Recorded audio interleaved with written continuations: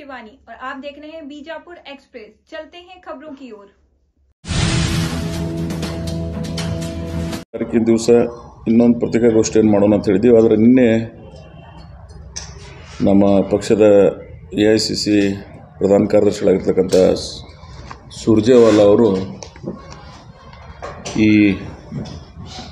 ಕಿತ್ತೂರು ಕರ್ನಾಟಕದ ಕೆಲವು ಶಾಸಕರುಗಳನ್ನು ನಿನ್ನೆ ಇವತ್ತು ಮತ್ತು ನಾಳೆ ಹೋದ ವಾರದಲ್ಲಿ ಮೈಸೂರು ಮತ್ತು ಬೆಂಗಳೂರು ಡಿವಿಷನ್ ಶಾಸಕರುಗಳನ್ನು ಕರೆದು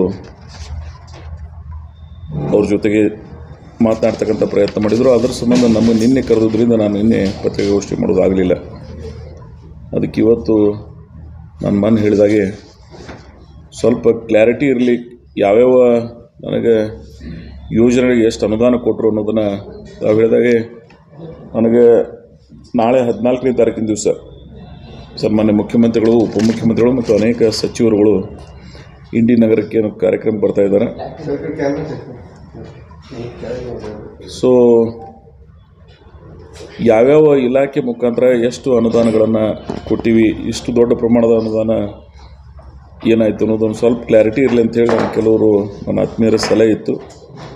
ಸೊ ಆ ಒಂದು ಇದರಲ್ಲಿ ಭಾರಿ ಮತ್ತು ಮಧ್ಯಮ ನೀರಾವರಿ 5 ಕಾಮಗಾರಿಗಳು, ಒಂದು ಎಲ್ಲಕ್ಕಿಂತ ಮುಖ್ಯವಾಗಿ ಈ ಸರ್ಕಾರದಲ್ಲಿ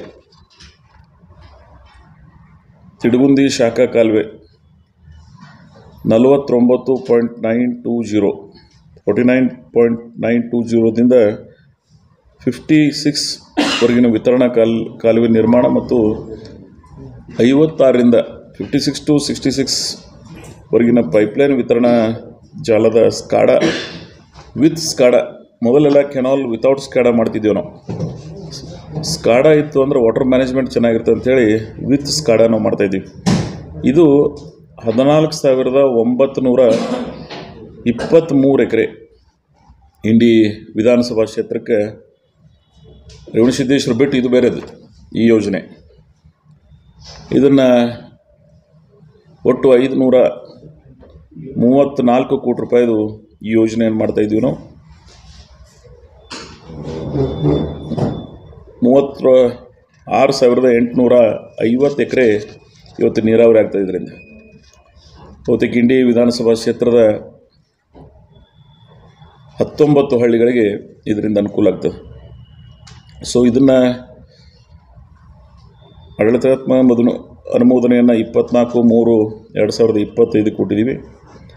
ಸೊ ಈ ಕಾರ್ಯಕ್ರಮವೂ ಸಹಿತ ಇದರಲ್ಲಿ ಹಮ್ಮಿಕೊಳ್ಳೋದ್ರಿಂದ ಭಾಳ ಮಂದಿ ಬರೀ ರೇವಣಸಿದ್ದೇಶ್ವರ ಒಂದೇ ನೀವು ಹೈಲೈಟ್ ಮಾಡಿರಿ, ಅದರಷ್ಟೇ ಇದು ಸಹಿತ ಅದು 28,000 ಹೆಕ್ಟರ್ ನೀರಾವರಿ ಆದರೆ ಇದು 14,923 ಹೆಕ್ಟರ್ ನೀರಾವರಿ ಆಗ್ತದೆ. ಯಾವ ಪ್ರದೇಶದಲ್ಲಂದ್ರೆ ಬಸ್ನಾಳ್, ಕೊಟ್ನಾಳ್, ತರ್ಗಾ, ನಿಂಬಾಳ, ಹಂಜಗಿ, ಚೋರ್ಗಿ, ಅಂಜುಟಗಿ, ಬೊಳೆಗಾಂವ್, ಇಂಡಿ, ಗಣಮಲ್ಗ, ಬಬಲಾದ್, ಕ್ಯಾತನಕೇರಿ, ರಾಜನಾಳ್, ನಿಂಬಾಳ, ಕೇಡಿ, ಚೌಡ್ಯ, ಚಿಕ್ಕಬೇನೂರು, ತಡವಲ್ಗ, ರೂಗಿ, ತೆನಹಳ್ಳಿ, ಲಿಂಗದಳ್ಳಿ. ಸೊ ಇಷ್ಟಕ್ಕೆ ಈ 14,923 ಎಕರೆ ಏನು ನೀರಾವರಿ ಆಗ್ತದೆ, ಇದು ಬಹುನಿರೀಕ್ಷಿತ ಯೋಜನೆ. ನಿಮಗೆಲ್ಲ ಗೊತ್ತದ, ಇಲ್ಲೊಂದು ಇಂಡಿ ವಿಧಾನಸಭಾ ಈ ಹೊರ್ತಿ ಪ್ರದೇಶದೊಳಗೆ ಅತಿ ಹೆಚ್ಚು ಅನುಕೂಲ ಇದರಿಂದ ಆಗ್ತದೆ. ಇದು ಹೆಚ್ಚು ಕಮ್ಮಿ 15,000 ಎಕರೆ, 15,000 ಹೆಕ್ಟರ್, 36,860 ಎಕರೆ. ರೇವಣಸಿದ್ದೇಶ್ವರದಾಗ 53,500. ಸೊ ಎರಡೂ ಕೂಡಿ ಹೆಚ್ಚು ಕಮ್ಮಿ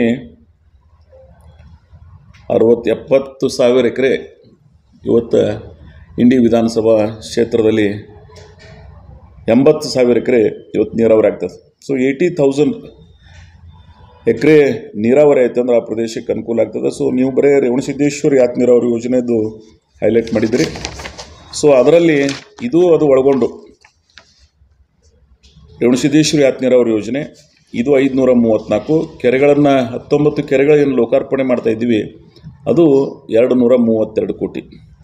ಸೊ ಹೀಗೆ ಭಾರಿ ಮತ್ತು ಮಧ್ಯಮ ನೀರಾವರಿಗೆ ನಾವು 3,825 ಕೋಟಿ ರೂಪಾಯಿ ಇವತ್ತು ನೀರಾವರಿ ಕಾರ್ಯಗಳನ್ನು ಮಾಡ್ತಾಯಿದ್ದೀವಿ.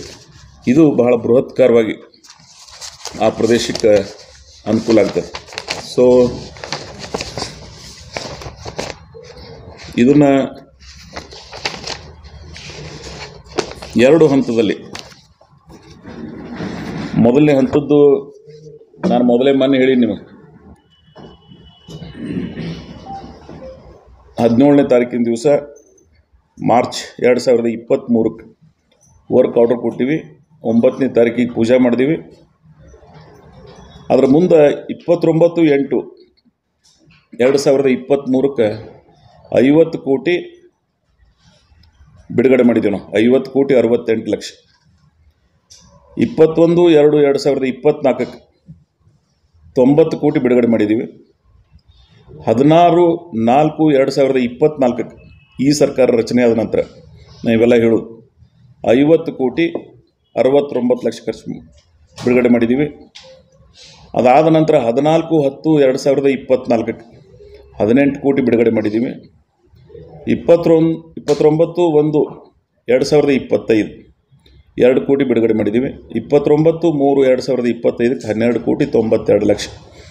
ಸೊ ಹೀಗೆ ಈ ಮೊದಲನೇ ಹಂತದ್ದು ಏನು 818 ಕೋಟಿ ರೂಪಾಯಿ ಯೋಜನೆ ಇತ್ತು, ಇದರಲ್ಲಿ ಈಗಾಗಲೇ ನಾವು 224,29,00,000 ರೂಪಾಯಿ ಬಿಡುಗಡೆ ಮಾಡಿದ್ದೇವೆ.